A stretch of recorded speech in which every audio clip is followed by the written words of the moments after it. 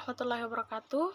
Perkenalkan, nama saya Lili Sukasi, NIM 22 20 20 386 2 20 20 20. Program Studi Akuntansi Syariah, Fakultas Ekonomi dan Bisnis Islam, Institut Agama Islam Negeri Parepare.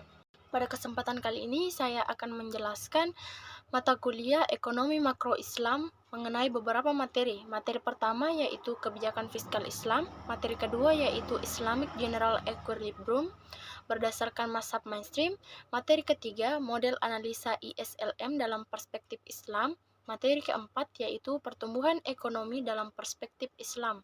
Baik, saya akan menjelaskan materi pertama yaitu Kebijakan Fiskal Islam. Kebijakan fiskal adalah kebijakan dari pemerintah yang mempengaruhi perekonomian negara melalui perubahan dan pengeluaran pemerintah sesuai yang telah ditetapkan dalam Anggaran Pendapatan dan Belanja Negara atau APBN. Tujuan dari kebijakan fiskal adalah meningkatkan pertumbuhan perekonomian negara, pengurangan defisit anggaran, mengurangi tingkat pengangguran negara, membuka peluang investasi negara lain. Manfaat dari kebijakan fiskal yaitu menjaga kestabilan ekonomi, pengembangan pembangunan jangka panjang, pengelolaan sumber daya alam. Sumber-sumber penerimaan negara terdiri dari dua yaitu pajak dan penerimaan negara bukan pajak. Pajak adalah iuran wajib yang harus dikeluarkan setiap warga negara kepada pemerintah dan bersifat memaksa. Contoh pajak yang berlaku di Indonesia yaitu PPN, PBB, PPH, bea, bea masuk dan bea keluar, cukai, dan pajak-pajak lain. Penerimaan negara bukan pajak, contohnya pengalokasian sumber daya alam, pengelolaan badan layanan umum, pengelolaan barang milik negara, dan hibah. Selanjutnya yaitu sumber-sumber pengeluaran negara yaitu belanja pegawai, belanja barang, belanja rutin daerah, bunga, dan cicilan utang, subsidi, berbagai pengeluaran yang bersifat non-departemen. Sumber-sumber penerimaan negara Islam yaitu zakat, sedekah, infak, usyur. Usyur ini adalah jika berada di ekonomi konvensional biasa disebut juga dengan cukai. Jizya adalah pajak tanah. Pajak pertambangan wakaf. Sumber-sumber pengeluaran negara Islam, pengalokasian dananya meliputi kesejahteraan sosial, pendidikan, penelitian, infrastruktur, pertahanan dan keamanan, dakwah Islam, dan lain-lain. Baik, saya akan melanjutkan materi mengenai Islamic General Equilibrium atau mazhab mainstream. Model keseimbangan umum Islam atau Islamic General Equilibrium merujuk pada suatu kerangka kerja ekonomi yang memasukkan prinsip-prinsip ekonomi Islam ke dalam model keseimbangan umum. Ini berbeda dari model keseimbangan umum konvensional karena model keseimbangan umum Islam ini mencoba untuk menciptakan gambaran ekonomi yang sesuai dengan prinsip-prinsip Islam, mencakup ketidaksetaraan, distribusi pendapatan yang adil, dan keberlanjutan lingkungan. Hal ini juga mencoba menggabungkan nilai-nilai etika dan moralitas Islam ke dalam keputusan ekonomi. Keseimbangan di pasar uang. Dalam perekonomian bunga, keseimbangan permintaan dan penawaran uang akan terjadi pada tingkat bunga tertentu. Ekonomi konvensional berpendapat bahwa interaksi permintaan dan penawaran uang akan senantiasa membawa suku bunga pada tingkat keseimbangan. Keseimbangan dalam fungsi saving, investment, dan income.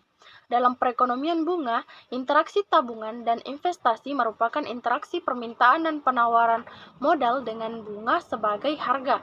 Tingkat bunga akan mengarah pada tingkat di mana terjadi keseimbangan tabungan nasional dan investasi. Kenaikan pendapatan nasional akan meningkatkan nilai tabungan pada berbagai tingkat suku bunga. Akibatnya, terjadi kelebihan pasokan modal pada tingkat bunga yang untuk bersaing menawarkan modalnya. Penawar bersedia untuk mengurangi suku bunga yang ia terima. Tingkat bunga akan turun hingga permintaan modal sama dengan pasokan. Uang dan perekonomian. Masuknya uang dalam perekonomian mengakibatkan pembentukan keseimbangan umum, pertumbuhan kompleks. Meskipun pada akhirnya keseimbangan umum tetap terjadi pada saat AD sama dengan AS atau agregat demand sama dengan agregat supply. Dalam pembentukan agregat demand ada dua keseimbangan pasar yang menentukan yaitu keseimbangan pasar uang dan keseimbangan pasar barang dan uang. Selanjutnya, saya akan menjelaskan materi mengenai model analisa ISLM dalam perspektif Islam. IS adalah investment saving. Pada bagian ini menjelaskan tentang apa yang menyebabkan seseorang ingin menabung dan apa yang menyebabkan seseorang ingin berinvestasi. Sedangkan LM adalah Liquidity Preference and Money Supply yang membahas tentang kegiatan ekonomi masyarakat yang dipengaruhi oleh suku bunga. Jadi inti dari kedua kurva ini adalah terdapat di bunganya. Apabila suku bunga meningkat, maka masyarakat akan berbondong-bondong untuk menabung uangnya di bank. Dan apabila tingkat suku bunga rendah, maka masyarakat akan berbondong-bondong untuk menarik uangnya dan melakukan investasi atau usaha. Pasar barang dan kurva IS dalam perspektif Islam. Dalam lingkup ekonomi Islam, suku bunga akan digantikan dengan ekonomi bagi hasil. Maka dari itu, intensif dalam melakukan kegiatan investasi merupakan besaran bagi hasil itu. Nah, besaran bagi hasil itu akan menjadi sebuah hal yang unik bagi para investor untuk melakukan investasi. Persoalan keuntungan ini akan ditentukan dengan memakai besaran upah standar minimum. Pasar uang dan kurva LM dalam perspektif Islam. Permintaan uang dalam ekonomi Islam menurut Metwalli juga dipengaruhi oleh tingkat pendapatan. Besarnya persediaan uang akan berhubungan dengan tingkat pendapatan dan frekuensi pengeluaran.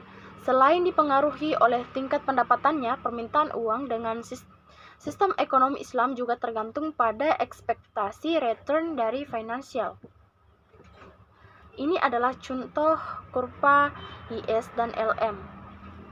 Baik, saya akan menjelaskan materi yang terakhir, yaitu pertumbuhan ekonomi Islam dalam perspektif Islam. Pertumbuhan ekonomi merupakan peningkatan nilai serta jumlah produksi barang dan jasa yang dihitung suatu negara dalam kurun waktu tertentu berdasarkan kepada beberapa indikator, misalnya saja naiknya pendapatan nasional, pendapatan per kapita, jumlah tenaga kerja yang lebih besar daripada jumlah pengangguran, serta berkurangnya tingkat kemiskinan.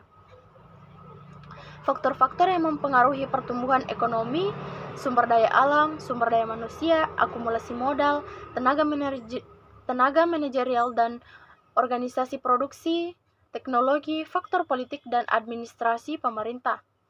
Pertumbuhan ekonomi ini dapat terlaksana dengan keadilan dan distribusi pendapatan, larangan riba atau bunga, pertumbuhan ekonomi berkelanjutan, usaha dan produktivitas.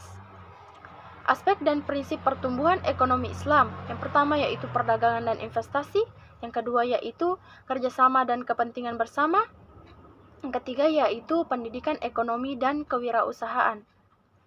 Terima kasih, itulah tadi materi yang sempat saya jelaskan mengenai ekonomi makro Islam. Apabila terdapat kekurangan, mohon dimaafkan. Wabillahi taufiq wal hidayah. Wassalamualaikum warahmatullahi wabarakatuh.